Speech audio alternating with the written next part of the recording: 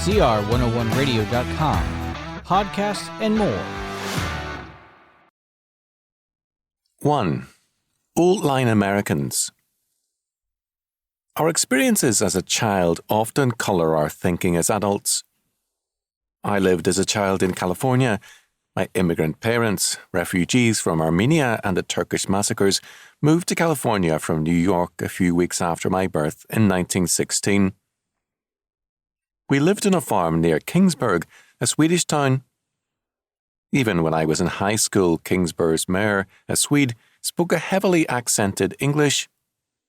Besides the Swedes, there were Armenians, Danes, Portuguese, Japanese, Mexicans, and a few others. When I started kindergarten, my English, like that of the other children, was limited. In the first grade, I met my first real American, an elderly woman teacher named Mrs. Pinkley. I've forgotten the names of others of my early teachers, but I remember hers because we were all impressed by this real American. Years later, I realised that a very few Old Line Americans did live in the area, but none were near us. In the early 1920s, when my father became pastor of an Armenian church in Detroit, we left by train for that city.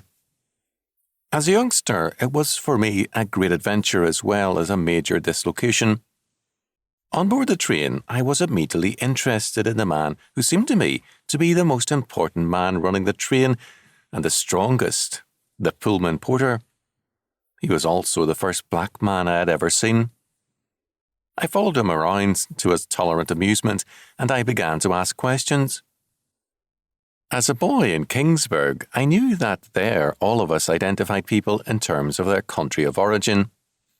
What country does your family come from?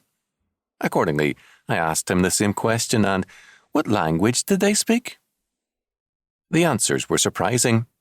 He came from Chicago and his family from Alabama. His grandparents? Alabama. His great-grandparents? His great-great-grandparents? He was amused. As far back as I know, Alabama, and all spoke English. I then knew that I had met my second, real American. Looking back years later, I realised how right I was. Apart from the Indians, most of us are immigrant stock of relatively recent origin. Two groups have a long history here, the English and the Negros, and both have English names and deep roots in the United States. These two groups best qualify as, quote, Old Line Americans and, quote, Real Americans, end quote, because their lives, culture and outlook are most formed by an American tradition. The United States is their country in a deeper sense. The presidential candidacy of Jesse Jackson was a noteworthy step in American history, but it was not without some unhappy aspects. In particular, Jackson played the role of the black outsider demanding entrance. Valid reasons for this stance are by no means lacking, but the more important and positive fact that needs emphasis and development is that of the insider. My perception as a child was right. Blacks are Old Line Americans. As such, they have a major stake in American life in the protection and development of their country. In Europe, there are growing hostilities against the large members of Middle Eastern minorities who came there after World War II to fill the needs for workers.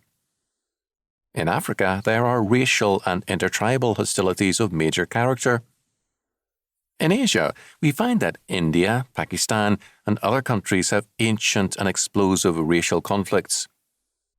The United States and the Americas are almost alone in working to regulate such tensions to past history. In that effort, blacks have a necessary role as Old Line Americans working to strengthen and develop the American hope.